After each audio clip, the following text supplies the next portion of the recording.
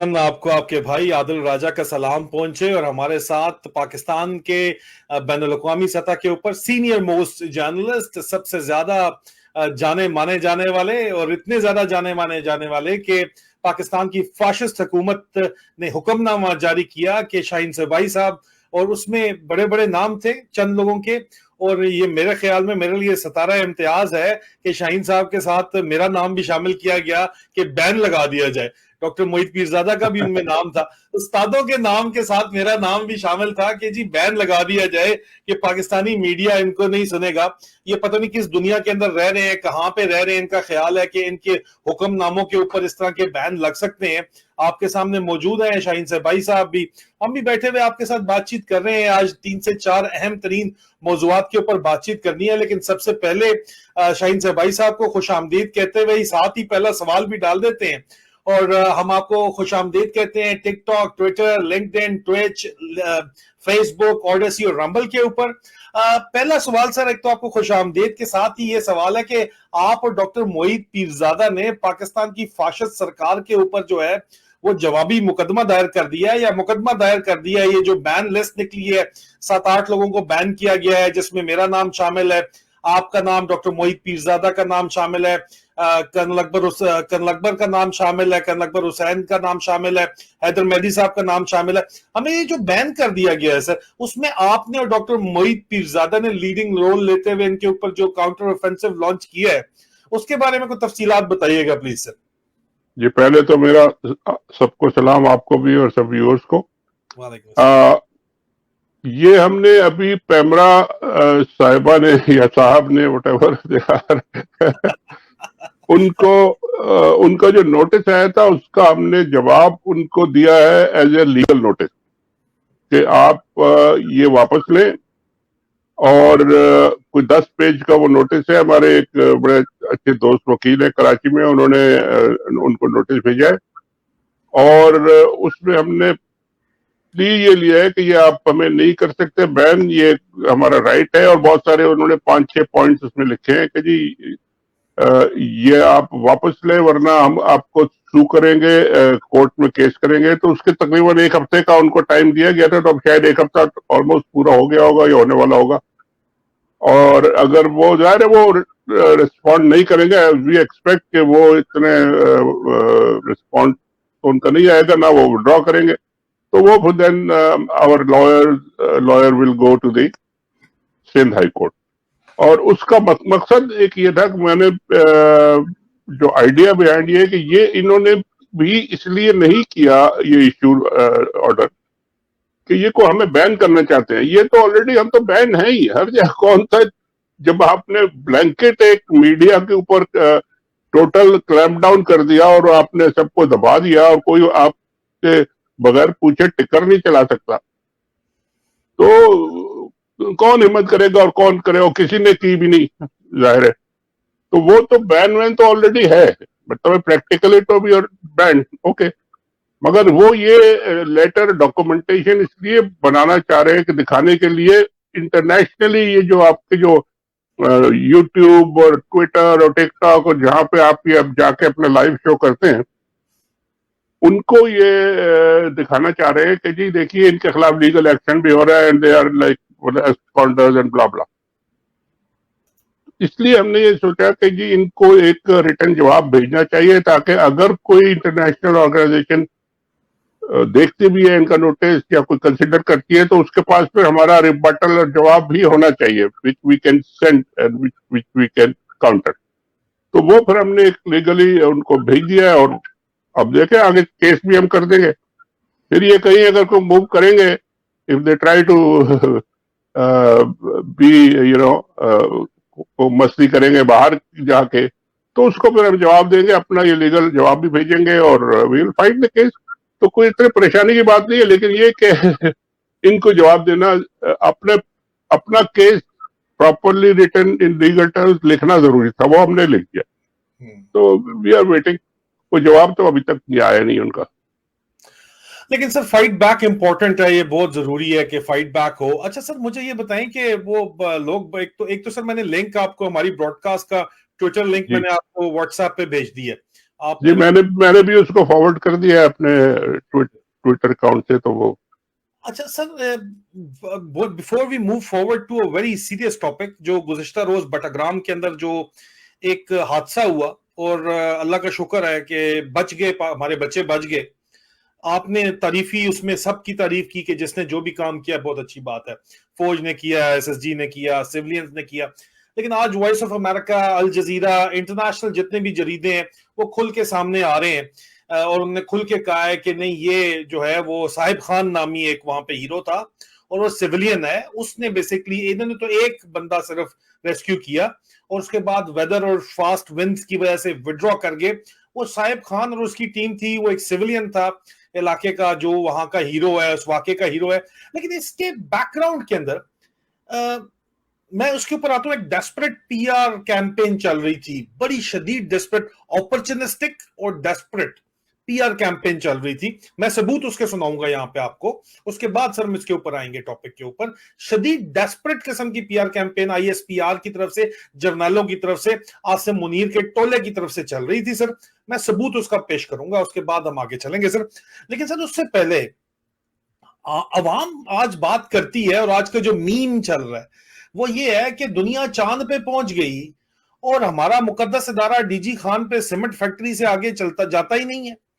तो हम कहां कहां हम चांद पे पहुंचेंगे सर, या हम डीएचए से आगे कहीं हम जा सकते हैं आपके ख्याल के अंदर सर? इसके ऊपर जरा कमेंट कीजिए सर, फिर आगे चलते हैं।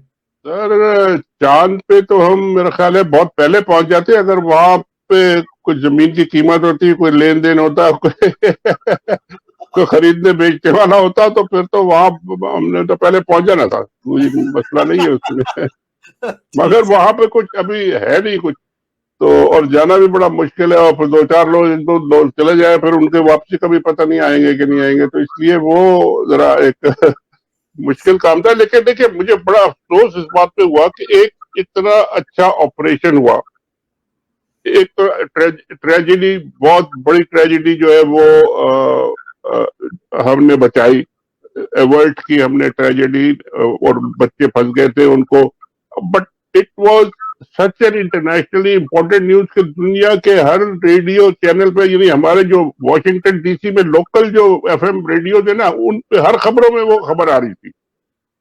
यानी इतना इंटरेस्ट था दुनिया में कि ये कैसा वाकया है, उसके विजुअल भी आ रहे थे, और फिर उसको किस तरीके से हैंडल किया। और अगर हम ये इसमें फेल हो जाते और बच्चे अगर कुछ नुकसान हो जाता, तो पाकिस्तान का बहुत बुरा इमेज जाना था, बहुत इनका बदनामी होनी थी कि ये एक छोटे से वाकये को हैंडल नहीं कर सकते।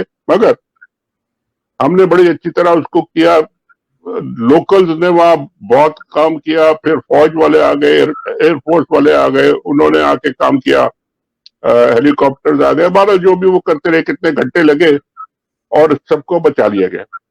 मगर अफसोसनाक तरीन बात यह है कि ये हर इश्यू को, हर इंटरनेशनल हर इश्यू को, ह्यूमन इश्यू हो, चाहे वो एक्सीडेंट हो, चाहे वो कोई इस तरह का कोई मुसीबत आ जाए, जिसमें फौज को तो आना पड़ता है, बिकॉज यानी ऑर्गेनाइज्ड वो है, एयरफोर्स है, जहां पे इस तरह के काम होते हैं, तो वहां सिविलियंस और गांव के लोगों के पास तो कोई फैसिलिटीज नहीं होती इस तरह की। मगर उनका एक तरीका है अपना, जो कि वो day operated daily basis, sir तो उन्होंने किया। अब उसको भी हमने उसको कंट्रोवर्शियल अगर बना दिया, और उसमें से भी हम पॉलिटिकल कैपिटल और अपने आप के लिए एक परफॉर्मेंस शो कर रहे हैं, बड़ा नारे, तालियां बजा रहे हैं और नारे लगा रहे हैं, that's very unfortunate and it should not happen. लोगों ने वैसे ही उनकी तारीफें की थी, पाकिस्तान की एयरफोर्स ने और आर्मी ने और कमांडोज ने उनको बचा लिया। अब उन्होंने तो कोई डिटेल पहले शुरू में तो नहीं दिया, बाद में अब ये चीजें जब आ रही हैं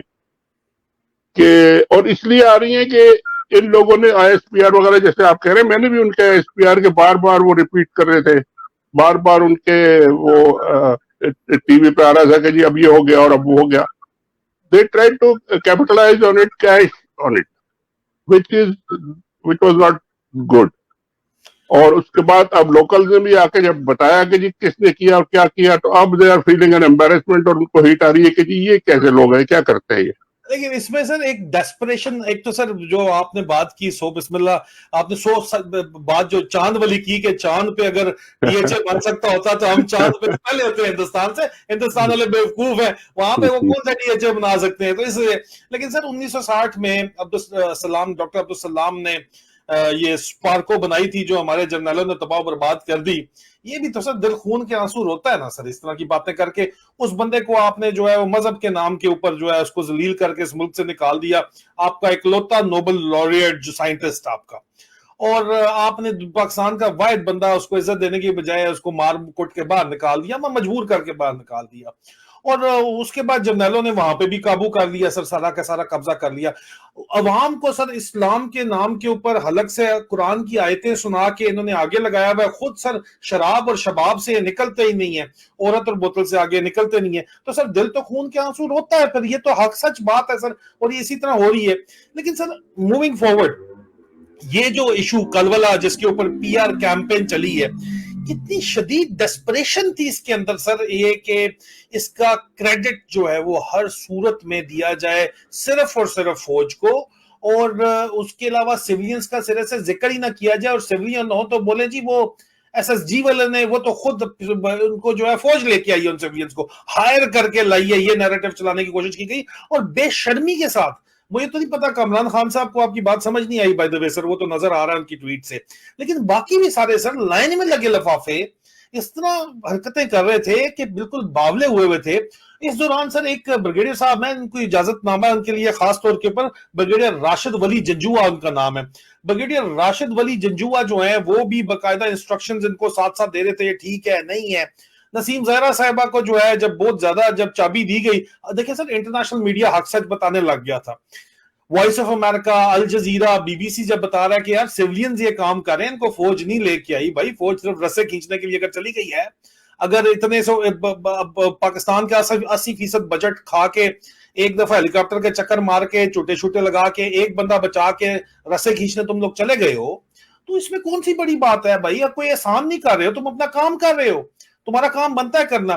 लेकिन उसके बाद इस चीज को टारगेट किया गया कि हक सच क्यों बताया जा रहा है, तो इस जबर के माहौल में भी सर मैं सुनाना चाहता हूं कि नसीम जहरा साहिबा ने तंग आके ब्रिगेडियर राशिद वली जंजुआ को क्या जवाब दिया, और उसके अलावा जो है एक बेतहाशा जो उनको तंग किया जा रहा था, तो उन्होंने फिर किस तरह ब्रिगेडियर राशिद वली को लंबे लंबे मैसेजेस जब वो लिख के तंग आ गई कि सच मत बोलो मत बोलो, तो उन्होंने क्या जवाब दिया सर मैं सुनाना चाहूंगा जरा। मैं अपने माइक की पोजीशन चेंज करता हूं, मैं वो उनकी प्राइवेसी लीक नहीं करना चाह रहा, इसलिए मैं चाहूंगा कि मैं इस तरह आपको सुना सकूं।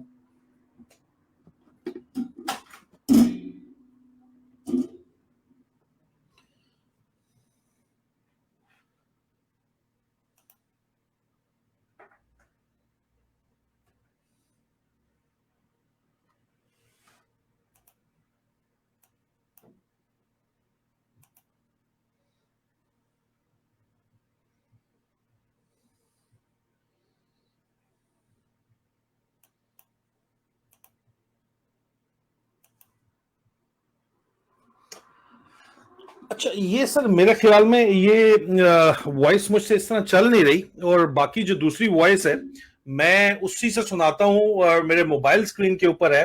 अब हो सकता है लाइव मेरा कट जाए, लाइव चल रहा है उसके ऊपर ये चल सकती है नहीं चल सकती, मेरे ख्याल में इधर यहाँ भी यही इशू आ रहा है। आप अपने फोन को ऑन कर दें, माइक उसका स्पीकर तो आएगी आवाज। जी सुने sir.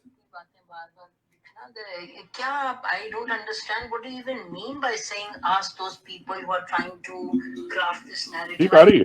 All this language is most insulting. Who are you talking to? क्या मतलब आपका कि who is crafting? हम facts को देख रहे हैं. I'm talking to people who are on the ground, those who are reporters. Why are you insisting? It's one versus the other. There are people जो कि मानसेरा में थे, जो ये काम करते रहे, जिन्होंने लोहे की तार आके लगाई है, जो कि then went clipped to the wire, they went and got these people. I mean, what is the issue? What are you talking about? I mean, brigadier साहब, आप पीएचडी किए हुए हैं, आप इप्री में रिसर्च का काम करते हैं, आप देखिए तो अपना जो लेवल है, आपका माशाल्लाह इंटेलेक्चुअल लेवल क्या है, और आप आगे से मुझे ये लिखते हैं बार बार के people who are crafting this narrative, आप किसी के क्राफ्टेड नैरेटिव पे शायद चल रहे हो, मुझे नहीं मालूम, हम तो नहीं चलते किसी के क्राफ्टेड नैरेटिव पे। एक बात हो रही है, फैक्ट्स पता किए जा रहे हैं और आप बार बार you are insisting on the same thing. This is very unfortunate, and I mean, I don't know how to write all this time and again. I think that you should just review what you are saying and what you are doing. मैं आपको बताऊं कि 10 हमारे reporters थे on the ground और कोई it isn't us versus them.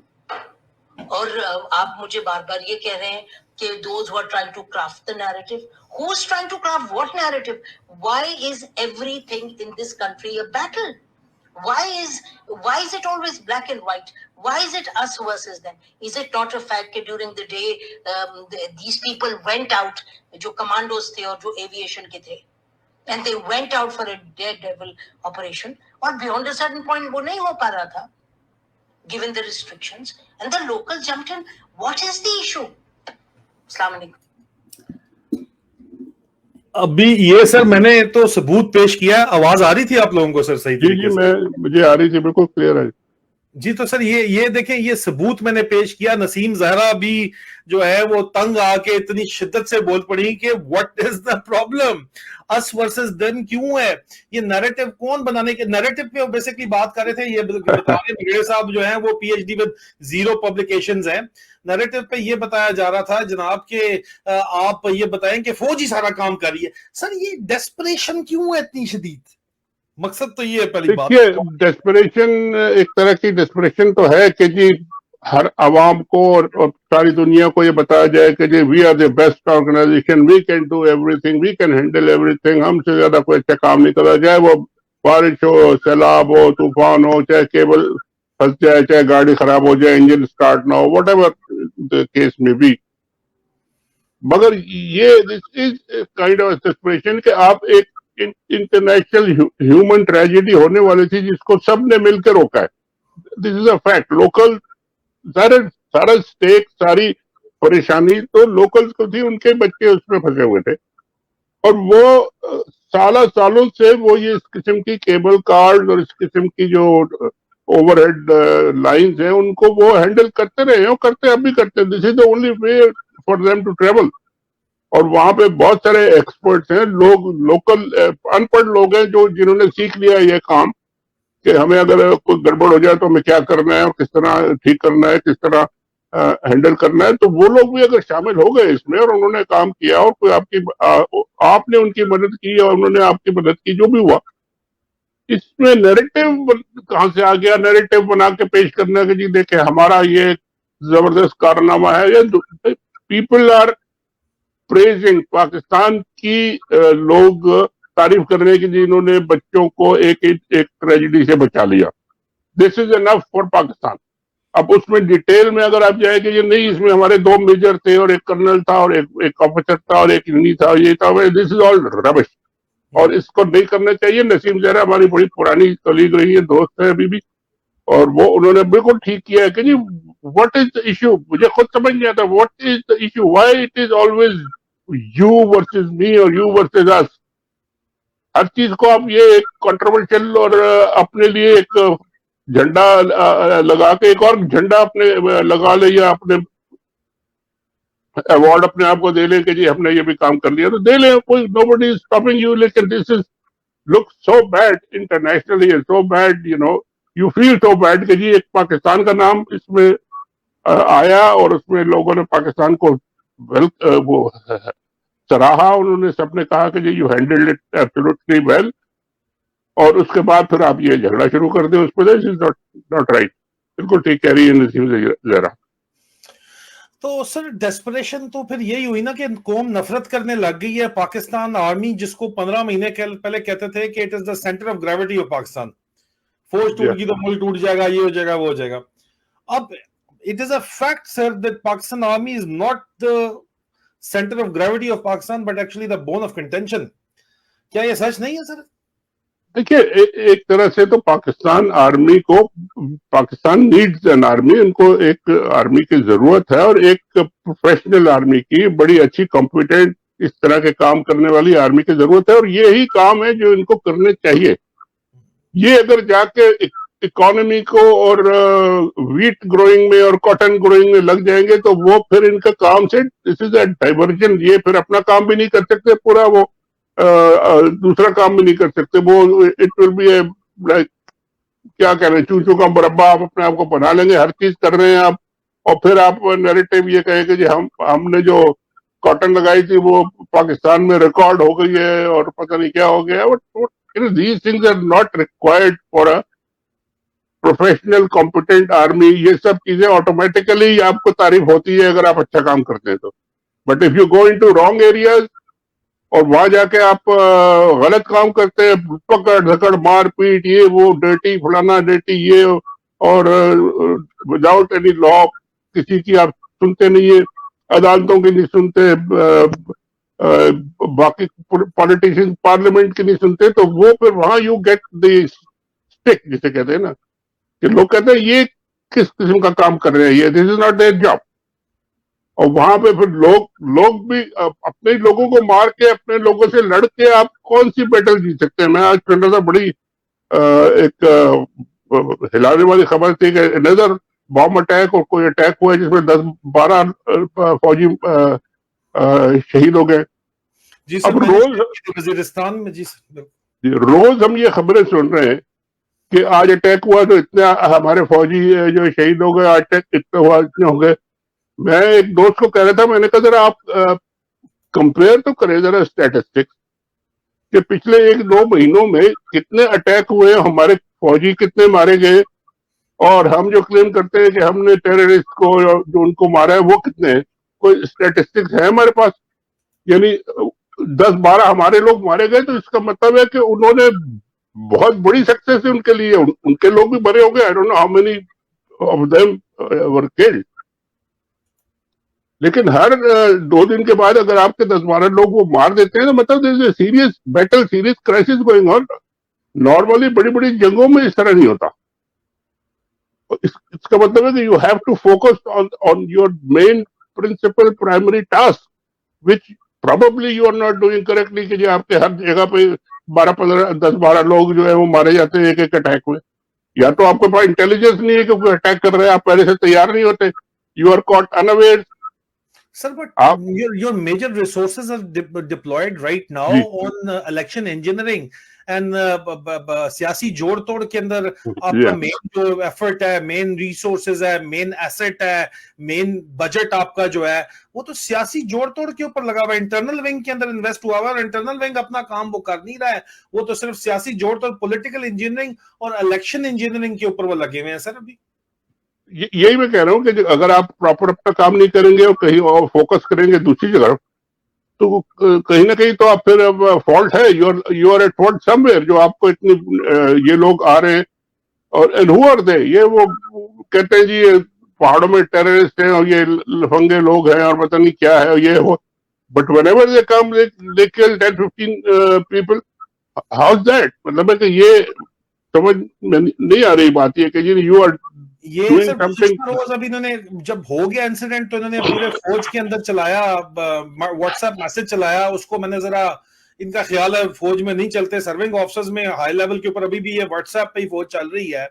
तो वहां पे इन्होंने चलाया जी कि हमने एक दिन पहले बता दिया था, इंटरसेप्ट किया था कि कमांडर है उनका, जो दहशतगर्द कमांडर है बिस्मिल्लाह खान है, बिस्मिल्लाह जान है, जो भी है, वो आया हुआ कुछ अपने बंदे लेके वाना एरिया में। हमने ओसीसीटी को बता दिया था, आईएसआई वाले कहते हैं बस हमने बता दिया अभी आप जाने, आपका काम जाने। अब उसको जो ही बताया उसके चंद घंटे पहले बाद उन्होंने जो है bomb disposal party 30 Baloch regiment की एम्बुश की है, 10 लड़के हमारे शहीद कर दिए सर, एक जेसी और 10 लड़के शहीद कर दिए, 4 जख्मी कर दिए सर। अच्छा, उसके बाद भी सर कौम में वो जज्बा नहीं, चंद लफाफे जो हैं, अच्छा ऊपर से सर ये अपने रेपुटेशन किस तरह डैमेज करते हैं, जाने माने लफाफे उनसे ये ट्वीटें कराते हैं कि जी शहीद की जो मौत है, वतन की मिट्टी गवा रहना, लोग नफरत मजीद बढ़ती है लोगों के अंदर कि यार ये लफाफे, ये लोगों को क्यों सपोर्ट कर रहे हैं लोग आगे से सर। मतलब वो हालात इस तरह लगता है जिस तरह मकबूजा कश्मीर है के अंदर जो कश्मीरियों की हालत है वो पाकिस्तानी है सारे, और ये फौज जो है ये काबज फौज है।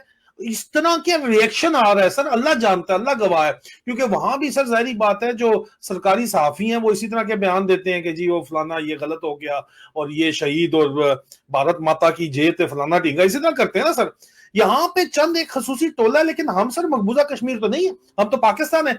अब यहाँ पे उस डेस्परेशन को मिक्स करें जिसकी हम बात करें, जर्नलों के अंदर जो आई हुई है और बाकी इनके जो टोनी अफसरों के अंदर भी आई हुई है, इनको शाबाशी नहीं मिल रही, इनका सर वो खाना हजम नहीं हो रहा। ये कहते हैं हम लूट मार भी करें, बदमाशी भी करें, लोगों की औरतों बच्चियों को भी उठा के ले जाएं, उनको जेलों में भी डाल लें, इनका लीडर जो सिलेक्टेड है जिसको ये पसंद 80% कौम करती है उसको जेल में मार दें, जो मर्जी हम करें उसको डकी रखें, जजेस को भी हम डंडा दे के रखें, अदालती निजाम भी अपने कंट्रोल में रखें, और उसके बाद हमें सलूट भी मारो, हमारी इज्जत भी करो। मतलब sir what is going on? Are they in the देखिए senses? ये बात तो स्टैब्लिश्ड है और दुनिया भर के हर एक यही कहता है कि कोई फौज अगर अपने लोगों में सपोर्ट नहीं है और अपने लोगों से ही लड़ रही है तो वो दुनिया की कोई जंग नहीं जीत सकती। अगर आपकी फौज अपने ही लोगों से पहले जंग कर रही है, अपने लोग पसंद नहीं कर रहे हैं, वो उनके जो कुछ वो कर रहे हैं, मतलब रिजेक्टेड रेजिस्ट कर रहे हैं, तो फिर आप किसी से जंग नहीं जीत सकते। ये बात तो बिल्कुल इस्टेब्लिश्ड है। तो इसलिए ये बिल्कुल सही कह रहे हैं आप कि एक तो इनको क्योंकि आपस में ये लोगों को इन्होंने सख्त तंग किया हुआ है, मारपीट कर रहे हैं, पता नहीं मिलिट्री डिक्टेटरशिप इन्होंने एक तरह से मार्शल लॉ ही लगा हुआ है और हर एक को दबा रहे हैं, कोर्ट्स को भी दबा रहे हैं, तो इंस्टीट्यूशंस को भी वो दबा रहे हैं, हर एक से काम ले रहे हैं, गलत सीधा उल्टा। इस तरह की जंग में जब आपका असली काम है वो तो सफर करेगा। And we are watching this happen in live time in on the ground happening कि ये who is to blame for this sir? क्या दुश्मन की ये साजिश है या ये हमारे अपनों ने किया है? जीएचक्यू में दुश्मन ने तो यही करना है, ये दुश्मन ने तो यही करना है और दुश्मन अगर कामयाब होगा तो इसका मतलब है कि हमारी वीकनेस है, और दुश्मन को अगर आप रोक लेंगे तो ये हमारी कामयाबी है। मगर यहाँ पे तो नजर ये आ रहा है कि वो दुश्मन कामयाब हो रहा है और रोज हो रहा है वो, और ये अपनी अगर मीडिया पे तस्वीरें चला के और गाने चला के और वो तराने चला के अगर वो समझते हैं कि जी हमने बस काम कर लिया अपना, तो which is not enough, which is not right, तो ये इनको एम्बेरसमेंट इनको फील होती रहेगी। And they have to actually do their job first और प्रॉपरली करें, कॉम्पिटेंटली करें, ताकि हमें नजर आए कि जी इन्होंने पिछले 2-3-4 साल में रोक दिए थे सारे टेररिस्ट अटैक वाले लोग, उनको मार के भगा दिया था, सारे एरियाज क्लीन हो गए, अब फिर वो दोबारा वापस आ गए और दोबारा फिर वो अटैक शुरू हो गए और सारा कुछ हो रहा है। तो this is their basic fault, इनकी परफॉर्मेंस में बहुत बड़ा एक गैप है, और ये किसी और तरफ लगे हुए हैं, अपनी पॉलिटिकल पावर और पॉलिटिकल अपोनेंट्स को, और खामखा में बाकी सबको छोड़ा हुआ है, जो जिनको पकड़ने की जरूरत है उनको रिलीफ पे रिलीफ दिया हुआ है, और अवाम जिसको चाहती है उसको आपने बंद किया हुआ है, तो लोगों ने तो फिर सपोर्ट नहीं करेंगे, इनको बिल्कुल नहीं करेंगे। और मैं तो हैरान हूं, अब मैंने कई वीडियो जब 14 अगस्त के मौके पे और उसके बाद भी कई वजीरिस्तान से भी और बाकी KPK के एरिया से भी कई वीडियो लोगों ने बना के भेजी कि लोगों ने फौजी ट्रक रोके हुए हैं, फौजी ट्रक को पत्थर मार रहे हैं, फौजी ट्रक, लेकिन फौजियों को कोई नुकसान नहीं पहुंचाया किसी ने, फिर पकड़ के उनको ट्रकों में से उतार के इनको किसी ने मारा वारा नहीं। मतलब ये अभी भी लोगों में इतना है कि जी इनको समझ आ जानी चाहिए कि हम इनके खिलाफ है, ये जो कुछ कर रहे हैं गलत है, ये बंद कर दे तो बेहतर है, क्योंकि एक स्टेज फिर आएगा वो तंग आमद जंग आमद वाली बात है। अगर आपने ज्यादा इतना तंग किया तो फिर लोगों आपको गाड़ियों में से उतार के तो फिर वो पत्थर की जगह पर वो डंडे मारने शुरू कर देंगे। तो और अभी भी ये होता है, पहले भी हो चुका है कि जी आप वर्दी पहन के बाहर नहीं निकल सकते लोगों में, तो that's not where you want to be. ये आपकी गलती है, आप इसको ठीक करें, जल्दी ठीक करें, वरना ये सबके लिए ये खराबी की बात। सर ये क्या सिचुएशन मैनेज की जा सकती है? पूरा का पूरा जारी बात है मुल्क का पूरा मीडिया ने कंट्रोल किया हुआ है, इंटरनेशनल सपोर्ट इनको जो है बैरूनी ताकतों की तरफ से भी है, लेकिन फिर भी इनके काबू या नहीं आ रही गेम। क्या लॉन्ग टर्म में या शॉर्ट टर्म में आप ये काबू कर सकते हैं? ये जो मामला जिस तरह बिगड़ चुके नहीं, हैं, जिस तरह ये बदनाम हो इस तरह चुके हैं। इस तरह तो नहीं कर सकते, डंडे चला के और लोगों को रिप्रेस करके और लोगों को जेलों में डाल के और मार पीट के तो नहीं कर सकते। They have to correct their course. एक करेक्शन, सेल्फ करेक्शन इनको करनी पड़ेगी। अगर 2-4 ऊपर के जनरल जो है उनकी समझ में नहीं आ रहा, तो बाकी जो जनरल है, बाकी जो लीडर्स हैं, उनके बराबरी के हैं, उनके ऊपर है, उनके नीचे है, उन सबको मिलके समझाना पड़ेगा कि जी ये आप सही नहीं कर रहे, we are losing the game, we are losing the war. आप इसको चाहे कुछ भी कहें, मीडिया पे अपने जो मर्जी आप बयान चलवा दें, लेकिन actually on the ground we are not winning. और ये उनको समझ आ जानी चाहिए, जल्दी आ जानी चाहिए, क्योंकि कितने दिन ये मारपीट कर लेंगे, चला लेंगे, उसको अवाम तो खत्म नहीं होती, अवाम तो है वही रहेगी। आप है जरा 1-2 लाख लोग फौज होगी वहां पे, बाकी सब तो डिस्पर्स है, इंडियन बॉर्डर है, इधर है उधर सब जगह। कितने वहां पे हजार फौजी होंगे, या लाख होंगे, 2 लाख होंगे, जो भी होंगे। उनके अगर अवाम उनके खिलाफ खड़ी हो गई और उनको उन्होंने मारना पीटना शुरू कर दिया, या उनको काम करने से रोकना शुरू कर दिया, तो फिर तो वहां फौज बंद हो जाएगी। फिर तो दुश्मनों के लिए तो मजे, जो मर्जी आए जाए, जिसको मर्जी मारे। तो ये तो this is not what we want, this is not what the फौज इज फॉर। सर, ये सवाल आपके लिए आया हुआ है यहाँ पे कि भाई साहब प्लीज ये एलेबरेट कर दें कि आर्मी पब्लिक स्कूल के बाद ऑपरेशन जो ये कर रहे थे दहशतगर्दों के खिलाफ, वो कैसे कामयाब हो गए और अब क्यों नहीं कामयाब हो रहे? क्या जनरल राहील शरीफ के बाद किसी चीफ ऑफ आर्मी स्टाफ को बात समझ नहीं आई? अगर देखिए, ऑपरेशन जो भी आप करें, एक प्रॉपरली प्लान करके, प्रॉपरली टारगेट करके, प्रॉपरली इसको मैनेज करके, ऑर्गेनाइज करके, लोगों की सपोर्ट उसके साथ होनी चाहिए जरूरी, तो वो सक्सेसफुल होगा। और हुआ है, जैसे आपने एपीएस का जो भी साहब है एपीएस का कह रहे हैं, एपीएस में बिल्कुल उसके बाद सबने मिलके एक स्ट्रेटजी बनाई थी, नेशनल स्ट्रेटजी बनी थी ना, और उस पर सब काम कर रहे थे, और उसका फिर रिजल्ट भी आया। मगर आप अगर जो आजकल ये पॉलिटिकल काम और ये जो डंडामारी कर रहे हैं, ये हर चीज में इंटरफेरेंस और अदालतों में, ये काम अगर आप करेंगे तो वो स्ट्रेटजी तो नेशनल स्ट्रेटजी नहीं है, बिल्कुल तो आपके 2-4 लोगों की स्ट्रेटजी है। हाँ, ये भी वाजिया कीजिएगा कि ये काम लोग समझते हैं कि फौज नहीं कर रही, फौज नजर नहीं आ रही। ये सादा कपड़े पहन के जो इस वक्त फौज के अंदर आईएसआई और एमआई की एक्सपेंशन हुई हुई है सारी की सारी, ये भी लोगों को समझने की जरूरत है कि फौज ही कर रही है सब कुछ। जी सर। वो तो देखें, वो तो अब उनकी टैक्टिक्स हैं कि जब वो बंदों को भेजते हैं तो वर्दी नहीं पहन सकते, क्योंकि वैसे ही लोग समझ जाएंगे, मारना शुरू ना कर देंगे, लोग पत्थर मारना शुरू कर दें या उनको पकड़ के कुछ नुकसान ना पहुंचाए, तो वो तो सिविलियंस की तरह ही करेंगे, जाहिर है। मगर ये कि लोगों को समझ आ जाती है कि जी क्या हो रहा है और क्या करना है, उन्हें क्या करना है, और वो इस चीज को अप्रूव नहीं कर रहे, बिल्कुल अप्रूव नहीं कर रहे, वो इससे नफरत कर रहे हैं। और ये जो कुछ स्ट्रेटजी है इनकी, ये दबाना, मारना, धमकाना, ये सब नहीं चलेगा, क्योंकि आप पूरे मुल्क के पूरे अवाम को पूरे मुल्क से मार के भगाओ या जेलों में तो नहीं डाल सकते, क्या करेंगे आप? और सर, ये सवेयर रेजिस्टेंस खैबर पख्तूनख्वा के बाद अब आजाद कश्मीर के अंदर नजर आना शुरू हुई है। वहां पे रैलीज हो रही है इमरान खान के हक के अंदर, खुलेआम जो है लोग बिजली के बिल, सिविल डिसोबीडियंस भी वहां पे हो रही है, लेकिन इमरान खान के हक में वाजे तौर के ऊपर वहां पे जो है तहरीक चल रही है, ऑन ग्राउंड नजर आ रही है। सर, गुज़िश्ता 2-3 दिनों से धरने भी हो रहे हैं, हमें नजर आ रहे हैं।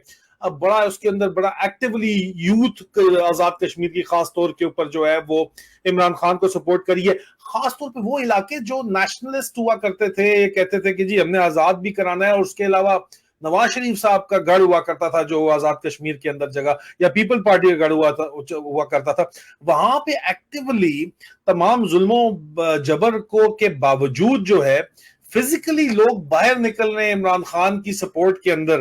खैबर पख्तूनख्वा के बाद ये आजाद कश्मीर के अंदर वाज़े तौर के ऊपर सर ये एक बहुत बड़ी ड्राइव चल रही है, और इज्तिमाई ड्राइव चल रही है, कोई इक्का दुक्का लोग नहीं है। बाकायदा तौर के ऊपर मैं आप इसके ऊपर अगर कमेंट दें तो मैं निकाल के आपको दिखा देता हूँ बाकायदा। देखिए ये मैंने भी देखा था आजाद कश्मीर में हो रहा है ये, और ये अभी बात फैलेगी, जितना आप इसको कंटिन्यू करेंगे, ये रिप्रेशन को, लोगों को मारेंगे, पकड़ेंगे, दबाएंगे, उतना ज्यादा लोग फिर मरने मारने पर उतर आएंगे। और वो हो रहा है, लोग निकल रहे हैं, नारे लगा रहे हैं, फौजियों को घेर रहे हैं, अपना बात कर रहे हैं। जी बिल्कुल। ये इमरान खान ये सर मैं आपको दिखाता हूँ, ये मैं आपको देख रहा बताऊंगा कि सैयद ज़ीशान हैदर हैं, ये एक खिताब वहां पे कर रहे हैं। मैं ये आपको दिखाना जरूर चाहूंगा, और मेरे ख्याल में ये आपको नजर आ रहा है, ये वहां पे बातचीत कर रहे हैं सारी की सारी। ने जो नारा लगाया था, मुझे ये समझ नहीं आ रही कि मेरे ख्याल में मेरे पास कोई टेक्निकल आ रहा है, बिल्कुल ठीक, मुझे आ रही है आवाज। आवाज आ रही है आपको? ठीक ठीक। जी जी। पाकिस्तानी है और इंशाअल्लाह पाकिस्तान को बचाने के लिए, पाकिस्तान की बका के लिए हम आखिरी वक्त तक लड़ते रहेंगे। हम सड़क ब्लॉक करके लोगों को तकलीफ नहीं देना चाहते। मुख्तसरन सब मेरे साथ हाथ खड़ा करें, हम हलफ करेंगे और हम इमरान खान के साथ वफादारी का आयत करेंगे। जो बात मैं बोलूंगा आखिरी एक एक बंदे तक आपने ये बात रिपीट करनी है। बिस्मिल्लाहिर्रहमानिर्रहीम, ला इलाहा इल्लल्लाह मुहम्मदुर रसूलुल्लाह। हमने पाकिस्तान बनाया था आज़म मोहम्मद अली जिन्ना की क़यादत में, और इंशाअल्लाह पाकिस्तान बचाएंगे इमरान खान की क़यादत में। इमरान खान की रिहाई तक हम चैन से नहीं बैठेंगे। हम जद्दोजहद करेंगे, हम एहतजाज करेंगे, हम जुल्म के खिलाफ आवाज उठाएंगे, लेकिन गुलामी नहीं कबूल करेंगे। हम नजरिया इलाके पाकिस्तान पे कायम रहेंगे और कश्मीर की आजादी तक अपनी जद्दोजहद जारी रखेंगे। इमरान खान की रिहाई तक अपनी जद्दोजहद जारी रखेंगे। इमरान खान के साथ वफादारी का अहद करते हैं। हमें अपनी जानी कुर्बान करनी पड़ जाए, हम दरेग में। तो ये सर आपको आवाज आ गई, ये तो अच्छी बात है। ये यहाँ पे आजाद कश्मीर में धरना भी चल रहा है, यहाँ पे एक मूवमेंट भी चल रही है, यहाँ पे एक सिविल डिसोबीडियंस भी, लोग बिल देने से तंग आगे दे नहीं सक रहे हैं। एक लहर जो है, जवाबी लहर जो है, वो इतनी शदीद ऑपरेशन के बावजूद उभरती हुई नजर आ रही है। देखिए एक और बात भी हो रही है जो लोग ज्यादा अभी नोटिस नहीं कर रहे। एक तो ये तो पीटीआई वाले लोग हैं, इमरान खान के सपोर्टर्स हैं, ये अब खुल के सामने आ रहे हैं, पब्लिक में कर रहे हैं, और ये अभी मामलात इसी तरह चलेंगे तो ये बात फैलेगी। और मगर दूसरी बात जो लोग नोटिस नहीं कर रहे, जो इनका नैरेटिव था इमरान खान की, तो एक ही डिमांड थी ना, इलेक्शन कराओ, और बस इलेक्शन कराओ तो फिर इसमें जो भी रिजल्ट आए मानो, और फिर इलेक्शन कराओ। अब ये जो असेंबली वगैरह खत्म हो गई है, नई गवर्नमेंट बनी है और दूसरे लोग आ गए, केयर टेकर कहो या निगरान कहें या जो भी कहें, इन लोगों के आने के बाद जो इनकी एलाइज जो थे, पॉलिटिकल पार्टीज जो थी पीडीएम में और इमरान खान के खिलाफ जो थी, people's party included, JUI included, Jamaat Islami तो खैर थी बाहर, ये सब भी अब डिमांड करना शुरू हो गए कि ये फॉरन इलेक्शन कराओ। And they are all coming on the page where Imran Khan has been, you know, उनकी पार्टी जो कहती थी वो सब अब यही बातें डिमांड करने लगे। तो ये अंदर से इनका ब्रेकअप ऑलरेडी हो चुका है और शुरू हो गया, और ये बात बढ़ेगी। अब एक आध पार्टी रह जाएगी जो नून लीग है, जो डरते हैं आने से, या जो इलेक्शन नहीं करना चाहते, या जो गारंटीज मांग रहे हैं कि जी हमें पहले सर पे ताज रखो तो हम आएंगे, वगैरह वगैरह। तो ये अंदर इनकी कमजोरी होती जा रही है। This is the cause of their real depression, कि जो पहले एक जॉइंट फ्रंट था इनके साथ मिलके, आर्मी वालों के, फौजियों के साथ मिलके वो खड़े थे, अब वो भी आपस में अंदर टूट फूट शुरू हो गई है उनकी। एंड दे डोंट नो कि अब इसको हम क्या करें, किस तरह इन लोगों को वापस लाएं। या तो इलेक्शन कराएं तो फिर इमरान खान की बात मंजूर कर लें आप, या इमरान खान के माइनस अगर आप इलेक्शन कराते हैं तो वो भी कोई नहीं मानेगा। फिर ये और मसला जो है बढ़ेगा आगे, ये जो जलते जुलूस हंगामे। और जैसे ये कैंपेन शुरू होगी, इलेक्शन कैंपेन शुरू होगी, तो आपको लोगों को आजादी देनी पड़ेगी। लोगों को आपने देना है इजाजत कि आप जाएं, जाकर तकरीरें करें, जुलूस निकालें, जलसे करें, तो फिर आप कैसे रोकेंगे इन लोगों को? तो this is what their problem is, and this is that why they are getting desperate. और अब उनको समझ नहीं आ रही कि हम इसको हैंडल कैसे करें, फंस तो गए सर। सर मूविंग फॉरवर्ड, जो आज का इंतहाई अहम तरीन टॉपिक भी ये इन अ वे है कि जर्नलों को ये डेस्परेशन नजर आ रही है। इस डेस्परेशन में जब ये इतने शदीद डेस्परेट हुए हैं तो सर इस डेस्परेशन में क्योंकि है तो सर आपको पता है औरत और बोतल से आगे की सोच कम ही होती है सर। बहुत ही कम जर्नल होते हैं। जलवा असद दुरानी जैसे, मैं उनकी तारीफ ना करते हुए भी तारीफ ही कर रहा हूँ। कम ही लोग होते हैं इस किस्म के सर, कम ही जर्नैल होते हैं जो औरत और बोतल से आगे जिनकी सोच होती है। दुनिया अवाम को तो सर जहरी बात है, इन्होंने इस्लाम के नाम के ऊपर धोखा देना शुरू किया हुआ है। पहले किसी और नाम पे जब भी हर किसी ने अपने दौर पे अपने अपना अपना तरीका ढूंढा हुआ था, लेकिन यहाँ पे अब जो नए हाफिज साहब आए हैं ये भी धोखा दे के उसी प्रोग्राम के अंदर चल रहे हैं। लेकिन ये जो डेस्परेशन है सर, ये हमेशा से जब इनके अंदर नजर आती है तो क्योंकि इनकी सोच जो है वो बहुत महदूद होती है, इसलिए आसमा जहांगीर इनको डफर्स कहा करती थी और हमें गुस्सा आता था बड़ा सख्त। ठीक है सर। और मौलाना इसरार अहमद जिनको जिनसी दरिंदे कहते थे तो हमें शदीद गुस्सा आता था। हम लड़ने मौलाना साहब के पास पहुंच जाते थे तो मौलाना साहब जो है वो बहाना, तबीयत की खराबी का बहाना बना के हमें डॉज करके निकल जाते थे। लेकिन अब, और उन्होंने एक दफा कहा कि बेटा तुम्हारी उम्र होगी तो तुम्हें समझ आएगा, थोड़ी बहुत 10 साल बाद तुम्हें समझ आएगी, अभी तुम बहुत बच्चे हो, कप्तान हो बस। अब सर बात यह कि इन लोगों की सोच के ऊपर जब भी बात आती है तो कहते हैं बंदा भड़का दो, बंदा चुक लो या भड़का दो, ये सोच है इनकी। इसी सोच के तहत सर आपको लियाकत अली खान साहब की शहादत हुई। इसी सोच के तहत जो है वो तशद्दुद के निशानात जो है वो फातिमा जना की बॉडी के ऊपर मिले। इसी सोच के तहत जो है वो कायदे आजम को लोग कहते हैं शायद एम्बुलेंस नहीं भेजी गई, लेकिन चलें एक डिबेटेबल टॉपिक है, इसको तो छोड़ते हैं, आगे चलते हैं। इसी सोच के तहत जो है वो मुजीबुर रहमान को, यही की फौज थी ना सर, फौज तो यही थी ना सर, इसी ने जाके वहां पे मार दिया, तो फौज तो यही थी, सोच तो यही थी। अभी अगर चेंज हो गई है तो पता नहीं क्या चेंज हो गई है, लेकिन फौज भी यही थी और सोच भी यही थी। उसने मुजीबुर रहमान को वहां पे मार दिया। इसी सोच ने जुल्फकार अली भट्टो को की जुडिशल जो है वो मर्डर करवा दिया। इसी सोच ने बेनजीर भुट्टो को पिंडी के अंदर जो है वो उड़वा दिया। हमें अच्छे तरीके से ये बात पता है सर। वही सोच इस वक्त जो है वो कार फरमा है इमरान खान को जेल के अंदर ही मरवाने के लिए, या कोई ऐसा जहर देने के लिए, जहर है इनके पास, ऐसा जहर देने के लिए जो पोस्टमार्टम में शो ना हो सके और उसको तिब्बी मौत वो जो है उसको करार दे सके, चाहे शौकत खानम के अंदर जाके खुदा न खास्ता टॉप्सी हो या जिधर भी, लेकिन वो पता ना चले। इंटेलिजेंस एजेंसीज के पास इस तरह के मुरक्कब आपको पता है होते हैं, वो सिर्फ जो है वो, लेकिन इमरान खान जैसे इतना फिट बंदा है जिसको आज दिन तक कोई मसला हुआ ही नहीं, जो गोलियां खा के भी और कमर तोड़वा के भी खड़ा हो जाता है सीधा, उसके ऊपर इस तरह का काम करना जो है वो डॉक्टर रिजवान उसको बनाने की कोशिश करना, आपके ख्याल में क्या ये कामयाब हो पाएंगे सर, या अगर नहीं हो पाएंगे, अगर नहीं हो पाएंगे तो क्यों नहीं हो पाएंगे, तो क्या चीजें रोक रही हैं सर? देखिए, आप जैसा कह रहे हैं इनकी सोच लिमिटेड है और इनके पास सॉल्यूशंस भी लिमिटेड है, और ये वही सॉल्यूशंस होते हैं जो पहले से किताबों में उनके पुराने लिखे हुए हैं। कोई नया सोच और नई इनोवेशन और कोई नई थिंकिंग भी नहीं है कि जी नए मसले को किस तरह हैंडल किया। तो ये वही करते हैं जो इनको करना आता है, यानी मार दो बस, पकड़ लो और शूट और व्हाटएवर। मगर हर जगह ये सोल्यूशन नहीं चलते। आपने कई रेफरेंसेस दिए, भुट्टो का रेफरेंस दिया, उन्होंने उसको जुडिशियल मर्डर कर दिया। वो मर्डर तो उन्होंने कर दिया, पर्सनली ही वाज बैरिड, मगर वो आज तक हमारे सरों पे बैठे हुए हैं। आप कितने साल हो गए,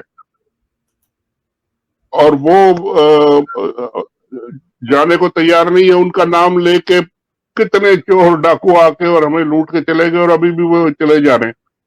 तो ये एक, जब आप एक इमॉर्टल बना दे किसी को, आइडियोलॉजी बना दे उसको, तो वो यू कांट फाइट इट, वो इट विल सर्वाइव। और लोग अगर ये इस तरह का कोई गलत काम करेंगे इमरान खान के साथ, तो ये बहुत ही मुल्क के साथ ज्यादती करेंगे।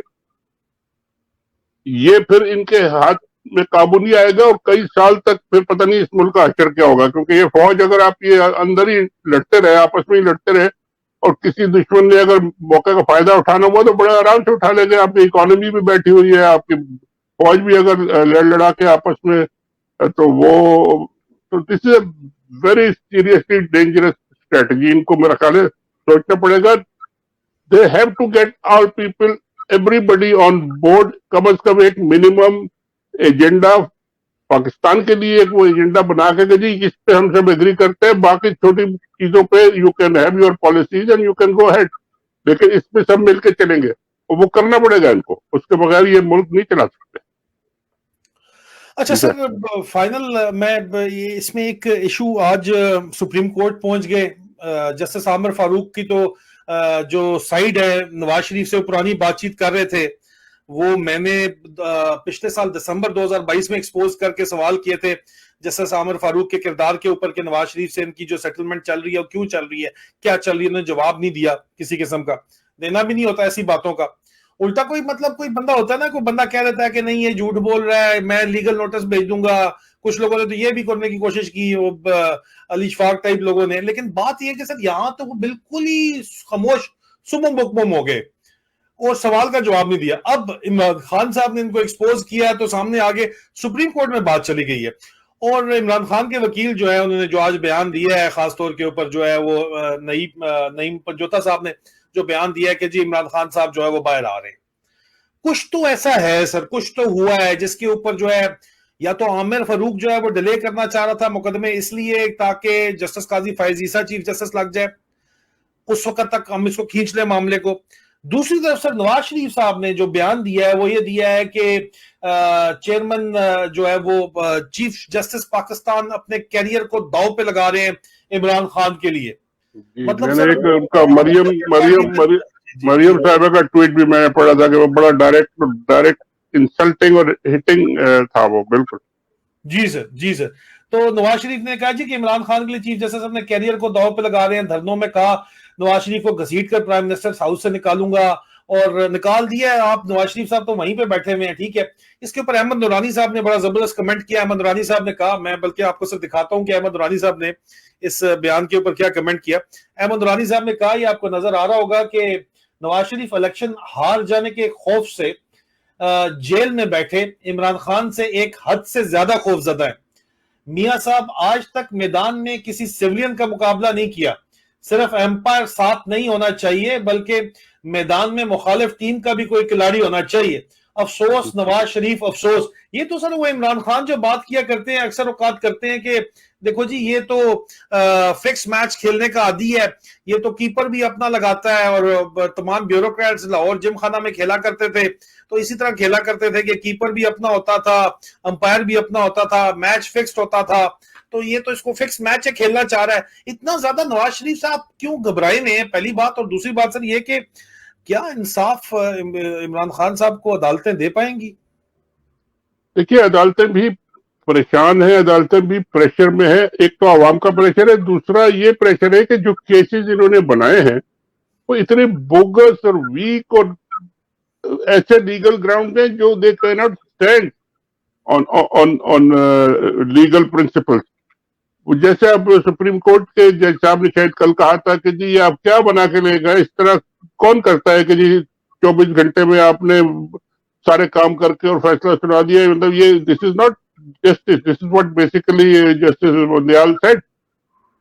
तो जब ये लीगली अगर वो काम नहीं कर सक रहे, लीगली भी उनको काम करना नहीं आता, एक तरह से कहें आप, या प्रॉपर काम करना नहीं आता, तो अदालतें भी तो मजबूर है। अदालतों ने जब फैसला कोई देना है इनके हक में या मुखालफत में, तो कोई ना कोई लीगल ग्राउंड तो बताने पड़ेंगे, क्योंकि दुनिया सारी देखती है कि जी आप चीफ जस्टिस हैं, आप सुप्रीम कोर्ट है, और आप एक ऐसी फजूल सी बात पे आप फैसला दे देंगे अगर आप उसको जस्टिफाई नहीं कर सकते लीगली और लॉजिकली, तो वो इनको तो ये भी तो उनकी तो रेपुटेशन भी तो कैरियर अपने लाइन पे लगे हुए हैं।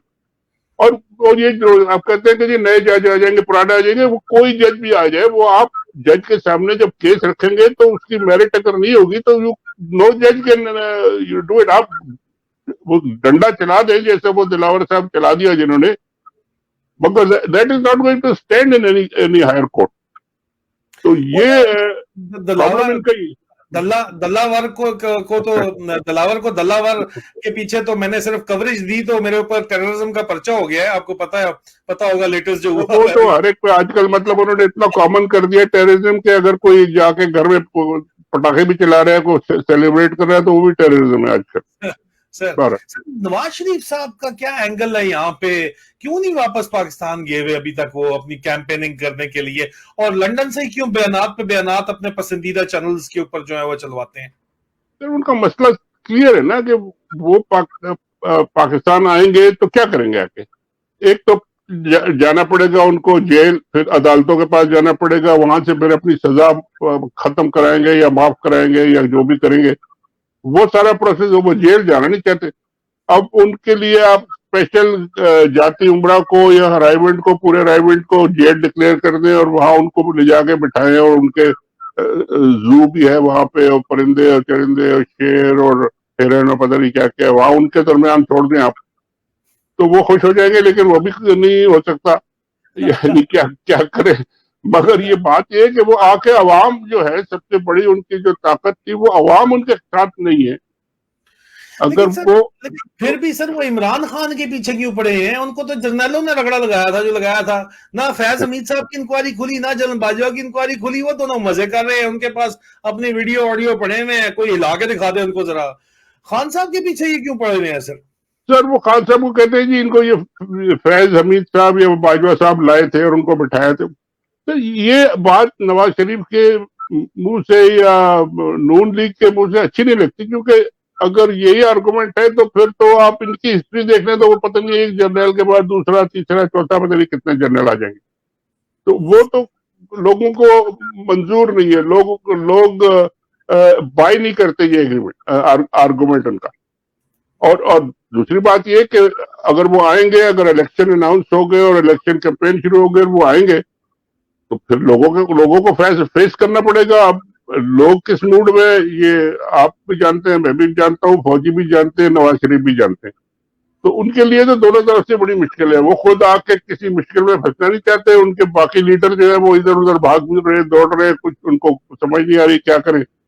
उनकी जो साहबजादी हैं वो भी बस बयान दे के कभी जजों को गालियां देती हैं तो कभी किसी को गालियां देती हैं, तो उनके लिए भी बड़ी मुश्किल है। मगर ये मसले का हल इसी तरह निकलेगा कि जिनको आना पड़ेगा, इलेक्शन में हिस्सा लेना पड़ेगा, और लोग फिर फैसला जो करेंगे वो फिर सबको मानना पड़ेगा। एंड दैट इज, और उससे अगर आप डरेंगे, नहीं आएंगे, तो फिर आपका नुकसान ही होगा, और फायदे की तो कोई इसमें बात नहीं। सर अमेरिका में कोई चेंज आपको होती नजर आ रही है? मुझे बड़ी पॉजिटिव न्यूज आ रही है आपकी तरफ, अमेरिका की तरफ से, जिस तरह की बड़ी हौसला अफजा किस्म की खबरें मुझे बताई जा रही हैं, खासतौर के ऊपर जो लॉबिंग कर रहे हैं यूएस, मुख्तलिफ एक पावर सेंटर नहीं है, हमें पता होना चाहिए कि अमेरिका के अंदर मुख्तलिफ पावर सेंटर्स हैं, पर्टिकुलर पावर सेंटर्स को खासतौर के ऊपर जो कांग्रेस में लॉबिंग वगैरह कर रहे हैं, मैं नाम नहीं लेना चाहता, लेकिन वो बड़ी हौसला अफजा किस्म की खबरें दे रहे हैं सर। तो कोई आपको उम्मीद की किरण नजर आ रही है वहां से? देखिए, ये लोग तो अपने इंटरेस्ट को, नंबर 1 इनका अपना इंटरेस्ट होता है, और नंबर 2 ये कि जो भी डोमेस्टिक पॉलिटिक्स हो उसमें एक हद तक तो वो अपनी लाइक्स और डिसलाइक्स बता देते हैं, लेकिन फिर वो जो अवाम का, जो लोकल लोगों का जो इलेक्शन का रिजल्ट हो, वो फिर एक्सेप्ट करके उनके साथ चलते हैं। तो ये यहाँ भी नजर आ रहा है कि जी ये फौजी स्ट्रेटजी तो कामयाब नहीं हो रही। अब इमरान खान को जो पकड़ा है, उन्होंने इतने ही बोगस ग्राउंड्स पे फ्लिमजी केसेस बना के पकड़ा है कि उनको भी पता है कि ये सिर्फ पॉलिटिकल विक्टिमाइजेशन है और कुछ नहीं है। तो वो बातें तो करते हैं कि जी इलेक्शन होना चाहिए, बड़ा ट्रांसपेरेंट इलेक्शन होना चाहिए, फ्री होना चाहिए और डेमोक्रेसी रहनी चाहिए और सब कुछ है, but these are diplomatic statement जो कि लिखा है और वो बोल देते हैं, उससे कोई फर्क नहीं पड़ता। असल तो फर्क पड़ेगा जब लोकल पाकिस्तान में जब चेंज आएगी, then they will have to adopt and reframe their policy. तो फिर उसमें वो एक्सेप्ट करेंगे अगर यहाँ पे चेंज आएगी तो। भारत ये कि अभी तक कोई ऐसी बात नहीं है कि इन्होंने मुखालफत कर रहे हैं या मैच कर रहे हैं, वो देख रहे हैं, there just wait and watch and wait की पॉलिसी है इनकी। और पाकिस्तान में हर रोज चीजें इतनी तेजी से बढ़ रही है, रोज कोई ना कोई नई खबर आती है, रोज कोई ना कोई नया एक झगड़ा खड़ा होता है, तो दे आर वॉचिंग। और ये यहाँ पे हम लोग इसको रिजॉल्व करेंगे तो फिर वो दुनिया आगे जो है ना, वो they will reframe there policies अपने बनाएंगे कि जो भी नई सिचुएशन बनती है। तो इसलिए मेरा ख्याल है कोई इतनी बड़ी चेंज नहीं है यहाँ पे। लॉबिंग शॉबिंग तो हर वक्त चलती रहती है लोगों के लिए, सेनेटर और कांग्रेसमैन और उन सब से लोग मिलते रहते हैं, पैसे वैसे भी देते हैं उनको जो यहाँ पे पाकिस्तानीज है, वो यहाँ पे तो फंडिंग वगैरह अलाउड है, लीगल है, कोई मसला नहीं है, तो वो ठीक है। लेकिन ये कि अभी पाकिस्तान में मुझे भी लगता है कि ये मामला इस तरह नहीं चल रहा और कोई ना कोई चेंज आएगा और जल्दी आएगा और आना पड़ेगा। इस जी सर प्लीज कुछ सोच के साथ सर बस लेकिन सर ओवरसीज पाकिस्तानीज का जो अहम तरीन किरदार है उस पर बहुत ब्रीफली अगर आप बता सकें कि इस सारी सिचुएशन में जब पाकिस्तान को दबा दिया गया है लेकिन फिर भी लोग उभर के सामने आ रहे हैं, ओवरसीज पाकिस्तानीज के किरदार के ऊपर अगर आप। एक तो किरदार है कि ये आप जो कुछ हो रहा है पाकिस्तान में उसके ऊपर आप यहाँ मिल के यूनाइटेड एक प्रोटेस्ट भी करें, एक पॉलिसी दे, बात करें, लॉबिंग भी करें, अपने जो यहाँ जो रिप्रेजेंटेटिव्स हैं, सेनेटर्स हैं, उनको लिखें, एक इंटरनेशनल ह्यूमन राइट्स एसोसिएशन जो है, एनजीओज हैं, उन सबको लिखे, उन सबके ऊपर पैसे डाले कि जी वो आप पाकिस्तान के जो गवर्नमेंट है, फौज है, उनको कहे कि जी आप ठीक काम करो। दूसरा सबसे इम्पोर्टेंट जो ओवरसीज पाकिस्तानी का रोल है वो है आपको जो पैसे भेजते हैं। अब ये तो खुद अब गवर्नमेंट के फिगर कह रहे हैं कि जी पिछले 1 आध साल में पता नहीं कितने बिलियन डॉलर कम आए हैं जो रेमिटेंसेस में, और ये इसीलिए कम आए कि लोगों ने कहा कि जी हम इन गलत हुकूमतों को, इन चोर हुकूमतों को हम नहीं भेजते। जितने मिनिमम अगर किसी की फैमिली की रिक्वायरमेंट है पाकिस्तान में सरवाइव करने के लिए तो वो भेज रहे हैं, बाकी कोई इन्वेस्टमेंट कोई नहीं कर रहा, पैसे प्रॉपर्टीज कोई नहीं खरीद रहा, बाकी और पैसे जो भेजे जाते हैं वो नहीं भेज रहे, सिर्फ एक बेयर मिनिमम भेजे जा रहे हैं ताकि लोग सरवाइव करें। तो वो एक बहुत बड़ा फैक्टर है जो पाकिस्तान में अगर प्रॉपर गवर्नमेंट हो, इलेक्टेड गवर्नमेंट हो, लोग उसके साथ हो, तो यहाँ से ये रेमिटेंसेज और डबल हो सकती है, ऑलमोस्ट डबल हो सकती है। तो वो पाकिस्तान की इकोनॉमी के लिए बहुत यानी मेन एक सोर्स है फॉरेन एक्सचेंज का, और विदाउट एनी कॉस्ट। ये भी है, कोई एक्सपोर्ट नहीं करना, कोई आपको मैन्युफैक्चर नहीं करना, कुछ नहीं करना, सिर्फ जो आदमी $100 भेजता है उसने 200 भेज दिए, उसको कोई ज्यादा फर्क नहीं पड़ेगा। पाकिस्तान में मेक्स ए ह्यूज डिफरेंस। तो ये इनका रोल तो है और बहुत इंपॉर्टेंट रोल है, और दे आर वाचिंग कि जी क्या नतीजा निकलता है पाकिस्तान में। सर वो जो मैंने डॉक्यूमेंट लीक किया जो मेरे पेन ट्वीट के ऊपर भी लगा हुआ है, और वो कोई छोटा मोटा डॉक्यूमेंट नहीं है, आपने उसको देखा भी है, जो आईएसआई का जो इंटरनल डॉक्यूमेंट है, और उस डॉक्यूमेंट में जो मौजूद लोग हैं सर, वो इस डॉक्यूमेंट की वजह से आपके ख्याल में, मुझे ये पता चला कि जो लोग हैं आपसे भी राब्ते में, मुझसे भी इन्होंने राब्ता किया, ये लिस्ट में जो लोग हैं ये एक्टिवली जो है लॉबिंग कर रहे हैं और बाकायदा तौर के ऊपर। अब इसका कितना असर है अमेरिका में, अमेरिकी सरजमीन के ऊपर जो है वो अमेरिकी शहरियों को टारगेट करे अगर आईएसआई, तो उसका आपके ख्याल के अंदर कोई जो है वो क्या लीगल इम्पैक्ट इसका होगा, या इसका लीगल इम्पैक्ट देखने के लिए हमें उतना ही इंतजार करना पड़ेगा जितना हमें साइफर के लिए करना पड़ा है? नहीं, यहाँ पे लीगल इम्पैक्ट कोई नहीं होगा, यहाँ पे इसका उल्टा असर हो रहा है। और ये डॉक्यूमेंट्स जब आते हैं इस किस्म के और जेन्युइन डॉक्यूमेंट नजर आते हैं तो लोग फिर यकीन करते हैं कि हाँ ये सब कुछ हो रहा है। यहाँ तो एक बाकायदा इसके उलट एक कैंपेन चल रही है, लॉ बनने वाला है, सेनेट की यहाँ में लॉ है जिसे कहते हैं ट्रांसनेशनल रिप्रेशन का, उसका लॉ जो है वो जो पास हो जाएगा तो ये सारे के सारे लोग जिनके ये नाम देते हैं या जिनको ये टारगेट कर रहे हैं वो सारे अगर बाहर हैं तो वो जाके एक दरखास्त देंगे अंडर दैट लॉ कि जी ये देखें हमारी वहां की गवर्नमेंट जो है हमारे खिलाफ ये कर रही है, हमारे कार्ड जिन्होंने कैंसिल कर दिए हैं, हमारी प्रॉपर्टी जिन्होंने जब्त कर ली है और हमारे लोगों को तंग कर रहे हैं, अरेस्ट कर दिए, जो भी कर दिए, and then they will have to take action also. तो यहाँ तो उल्टा काम हो रहा है, उसमें मेरा ख्याल है जल्दी हो रहा है। वो जितना ये ज्यादा करेंगे, दबाएंगे, उतना यहाँ पे जल्दी लॉ बनेगा और वो पाकिस्तानीज के लिए और हम ओवरसीज पाकिस्तानीज के फेवर में बनेगा। तो ये कोई ऐसी घबराने की बात नहीं। यहाँ गवर्नमेंट तो दे आर फ्री गवर्नमेंट, यहाँ फ्रीडम है आपको अपनी बात करने की, आप कोई गड़बड़ ना करें, कोई वायलेंस ना करें, बाकी आप बैठ के बात करें, जो मर्जी है करें। यहाँ लोग प्रेसिडेंट्स के और उनके खिलाफ पता नहीं क्या क्या बातें करते हैं, कोई कुछ नहीं कहता। तो ये ऐसा नहीं है कोई, मेरा ख्याल है ये अच्छी खबर है कि ये अगर आपके डॉक्यूमेंट जो है ये हेल्प करेंगे या लॉ बनाने में। बहुत बहुत शुक्रिया सर आपका, thank you so very much, आपने वक्त दिया सर, खैर आफियत से आप रहें, आपका बहुत बहुत शुक्रिया अजीजान मन। इसके साथ से भाई साहब को इजाजत दीजिए, इंशाल्लाह बहुत जल्द आप लोगों से दोबारा मुलाकात होगी। फी अमान अल्लाह। अल्लाह हाफिज। खुदा हाफिज।